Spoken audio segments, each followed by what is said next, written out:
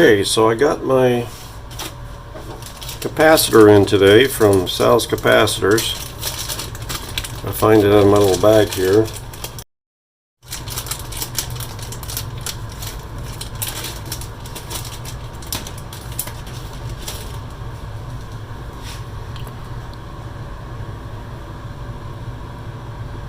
Here we go, the 47 at 160 volts.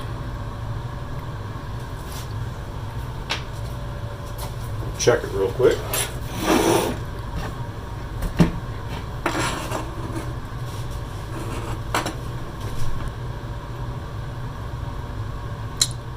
$52, close enough. All right, let's get the other one out.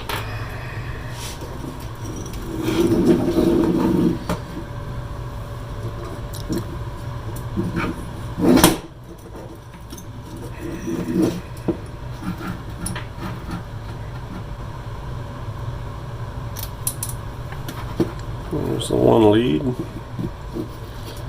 I gotta take a look-see here and figure out which terminal is the other one. Let's see, I think it's that one. That one right there. At least I think it should be. If it's not, we can say it should have been. And the positive is the first one I pulled off. Alright.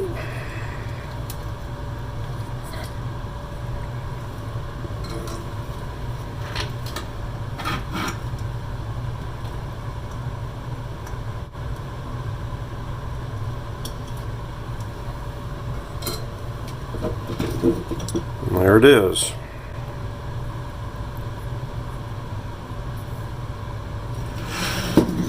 Just for giggles and grins, we'll stick it on here and just see what it tests out at.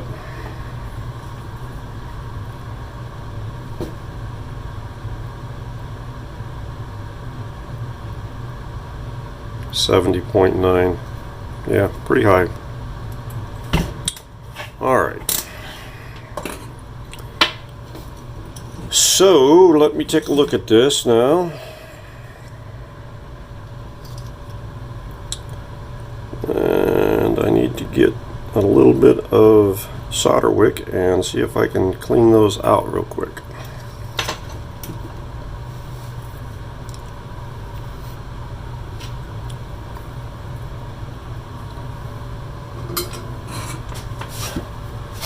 Let's see here. What is sure is this one right here?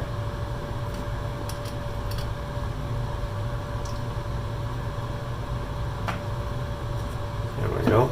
Nice clean open hole. And we gotta get the other one, which was this one right here.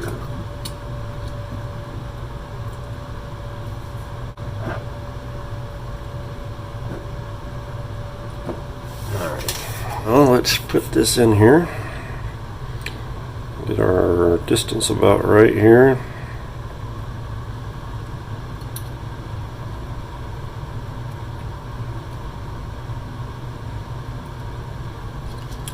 And we'll pull this one down a little bit. Like that. All right.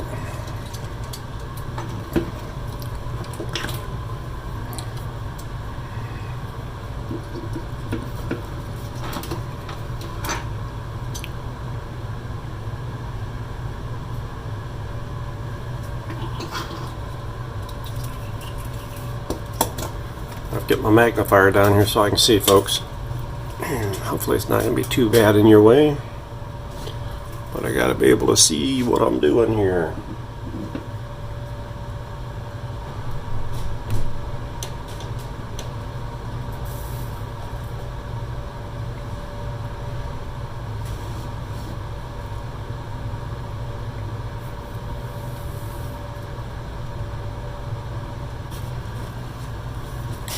Alright, let's trim these off.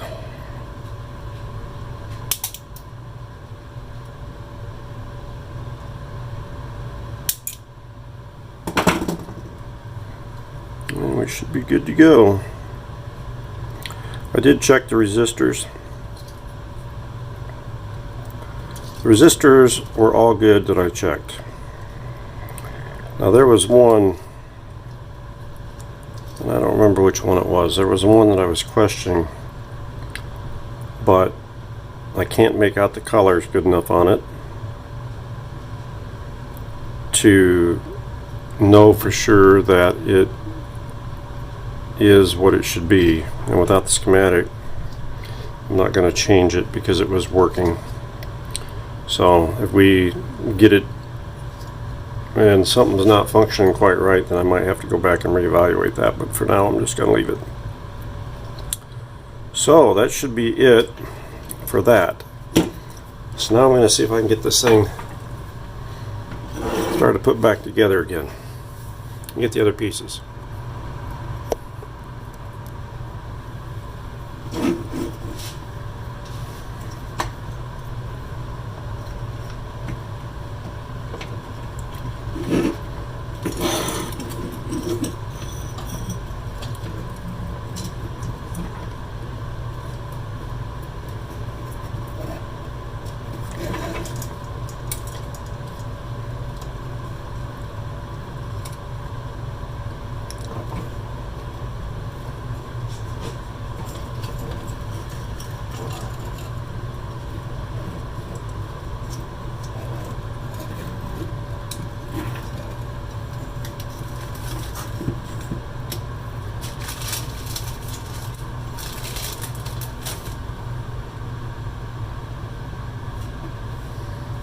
I cleaned this all up, I lubricated it.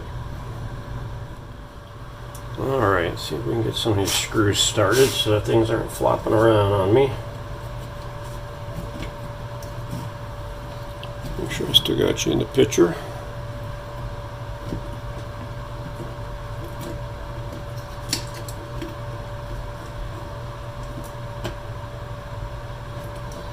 There's one in there. See if we can turn this thing a little bit better so you guys can see that a little bit better.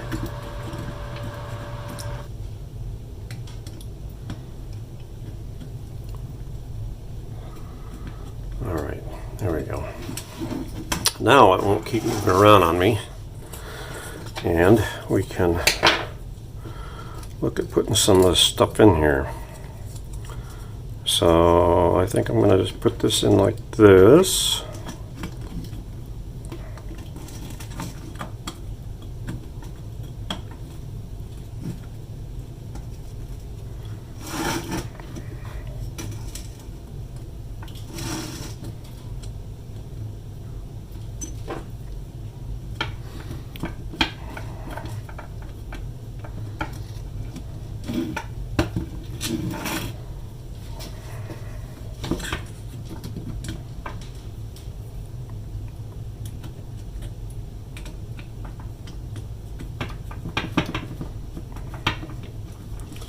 Alright, now before I tighten these up, I want to make sure that I don't have anything out of place getting ready to get smashed. And that wire is still intact. That's making me nervous. I think you guys can probably see that right here. That's the wire's been flopping around on here. I was like, man, I better not break that thing. And this wire is the one that goes over here. Right here, and I don't see anything. Looks like it's smashed, so I guess we'll go ahead and screw this on down.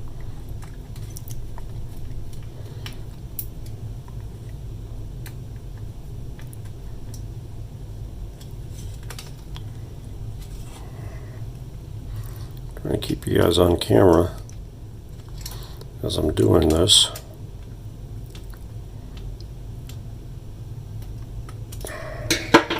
Now I'm going to put a big old honking one on here and hope I don't break something.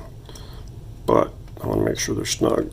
A little snugger than I can get with the little screwdriver.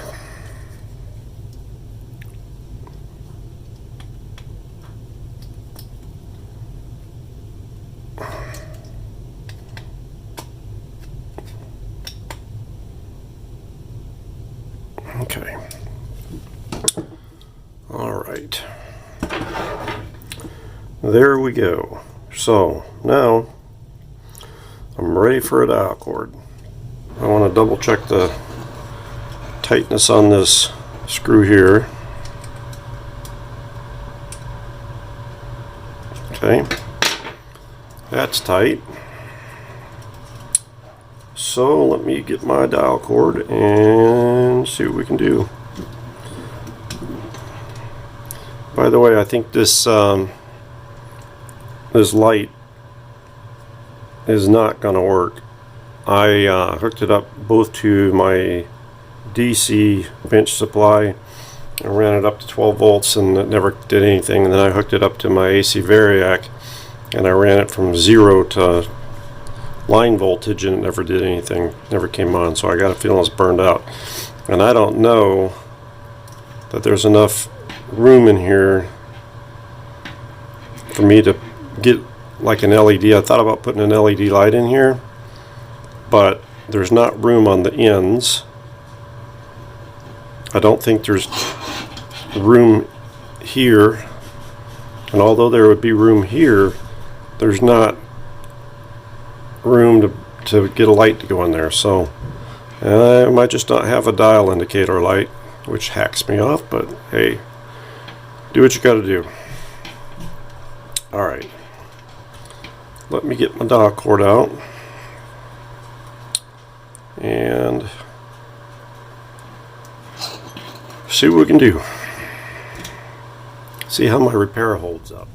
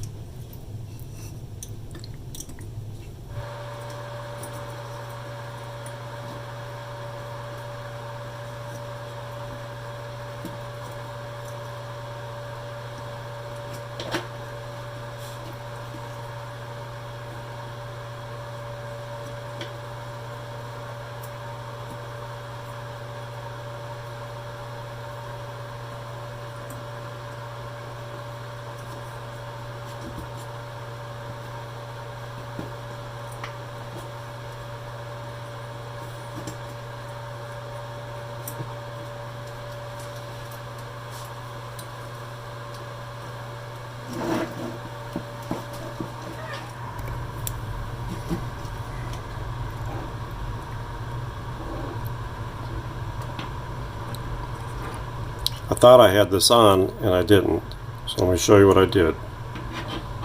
I hooked the one end on here, came underneath, came across here, across this one, wrapped it around this 3 times, came back, across that one, and this one over top of this one, over the top of this one, and back under those. I think I'm in that last bottom one there, I can't tell. I'm sorry because I just bumped you guys.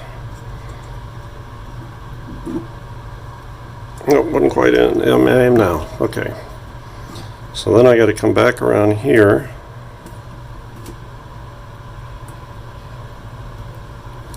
Like that. And then hook it right there. That's where I'm going.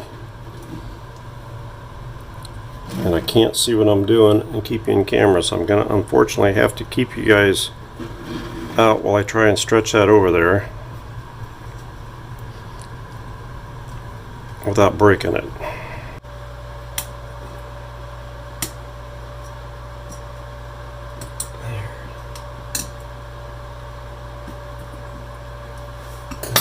I think it's on. Make sure it's on all of my pulleys. Alright, so we are on that, on top of that, wrapped around, going in there, going over that. Looks like it's all on. The question is, does it work?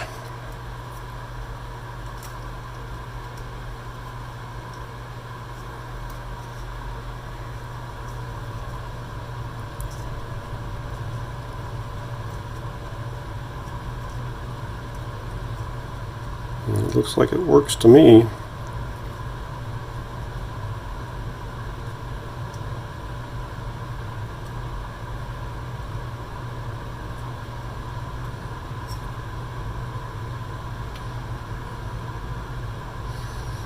I'm pretty sure that's correct. I'm not as tight as I was. I shorted one wrap around this. I may have to put one more wrap around this, but I want to double check my spring. I'm going to have to get my pictures and take a look at my pictures and make sure I get that spring installed correctly, because I'm not quite sure. It doesn't quite look right. So let me do that. The routing's correct. I'm just not sure if I got my spring correct. So let me check that and we will be back. Okay, after consulting my pictures, the string was all routed properly, but I had this spring flipped 180 degrees. So I flipped it back. I've got the string on there now. Now I've got to stretch this spring over enough to let me loop this cord over right there on the hook. It may be easier said than done, but we're going to give it a shot here.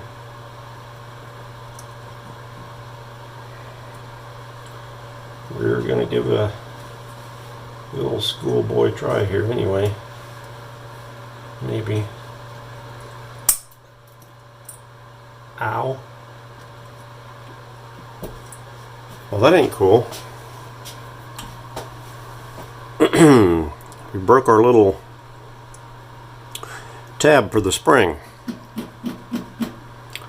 Not good. Alright, now I gotta come up with a supply fix for that.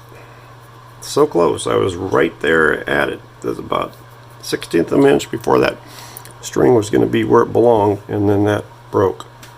So, alright, let me figure this out, folks. I'll get this figured out. I'm going to have to do something specific there. I'm not sure what it's going to be. Maybe drill a hole and put a little screw in there or something for that spring to catch on, because that little piece is probably history, and even if it's not, it probably no way I get it to glue and stay there. But let me see what I can figure out.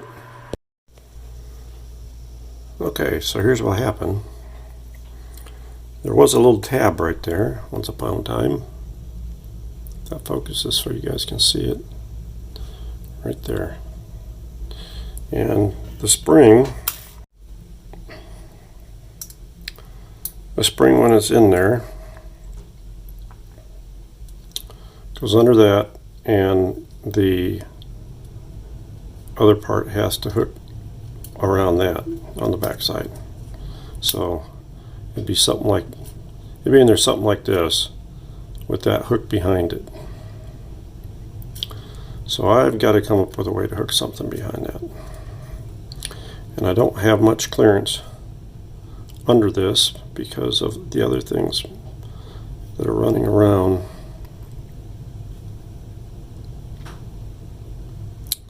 Alright, I gotta figure it out. Alright, I think I got an elegant solution, or at least I think it's elegant. I think it'll work well. So here we are. What I did was I bent the little wire tab down so that it could hook in the notch. And then I drilled a little hole and I inserted this screw that has a nice flange that holds everything in place so that that cannot come out, and the spring still works. And then I put a little dab of super glue on the screw to make sure that it don't back out, and I think that'll work. I think that'll work. So let's give it a shot. Give it a shot. I'm going to put this on first. I'm going to move it I'm going to put it where I can see it, and then I'll bring you back. Alright, so I just got through screwing that on there. I haven't done anything with the strings yet. Getting ready to though. So let's turn this around so I can try and hook this other string back up, this one.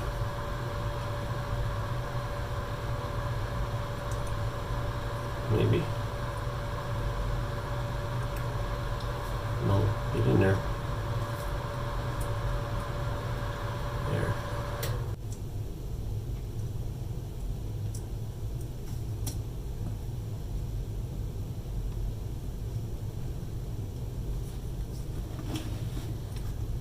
It goes right there. I'll put my fingers in.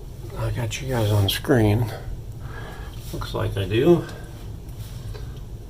Turn that around enough I can get that to loop and then get my hook out of the way.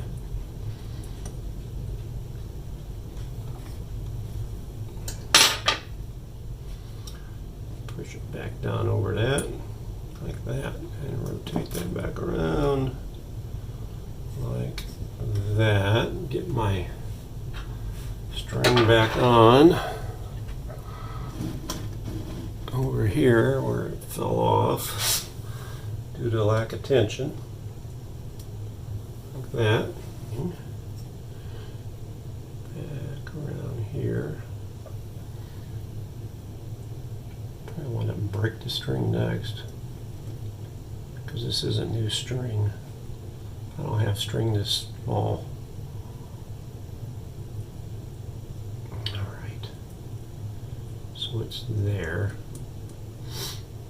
Now, the question is, can we get that spring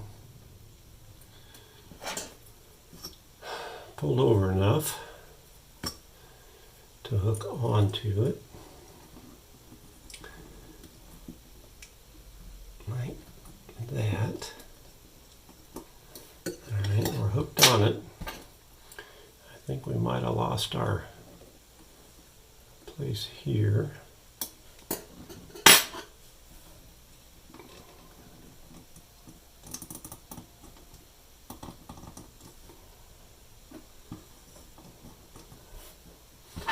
Gotta get ourselves back on our pulley over here. I don't think we're on the pulley yet. I think I lost the pulley. There we go. Now I'm on it. Alright, so now I'm not sure if you're on screen. I think you are. Now I got to get the spring to come over here enough that I can get that string right there, like that. And there it is. Now is my spring. Luckily because of the screw, because that's probably further over than it should have been. But let's check our string. Looks like we're on our pulleys there, and on our pulleys there, and on our pulleys there. Now the question is, does it work? Get where I can grab it. Get where you can see it. Let me set it down where you can see it, I guess.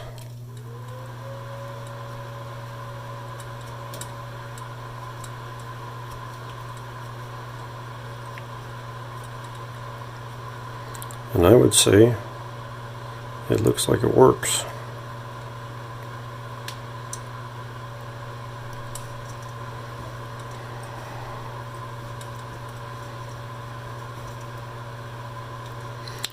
Alright, got good tension on it.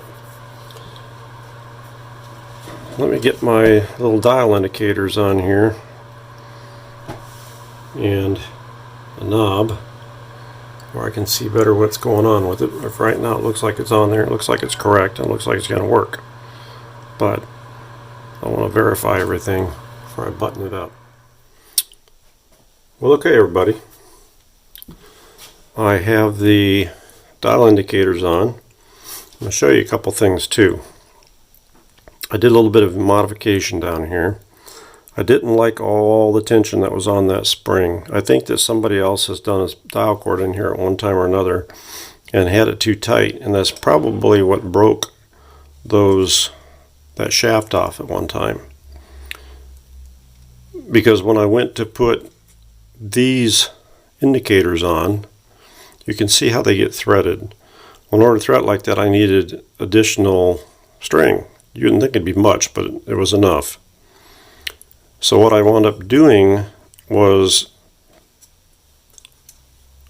I made a little extension loop out of a piece of old dial cord. Well, a piece of new dial cord actually. A little heavier dial cord. But what that allowed it to do was take a little of that tension off of the spring and allow me to have the additional length that I needed for that. So it's on there and it works pretty good. It works pretty good now. So the other thing I wanted to show you guys, when I was editing the video that I already had, I had noticed that when I slid the board in, I hadn't lined this up. It was actually vertical. In some of the earlier shots in this particular video, you'll see this is vertical, and it hadn't engaged the switch. I didn't think that this board seemed like it was going all the way down like it should, and it wasn't, and that was the reason it wasn't. So I actually could twist it and get it to pop in place without having to take everything loose, but I just wanted to show you that because I did miss it.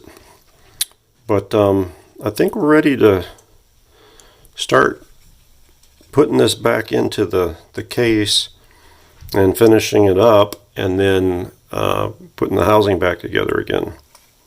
So actually I think that this will wrap up for this part because this one's running a little bit long, and then part 5 we'll go ahead and get this back into the case and get the wood sides put on it and get our power cord in there, which I showed you the one new power cord. I got a different one. I got one in black from Sal's.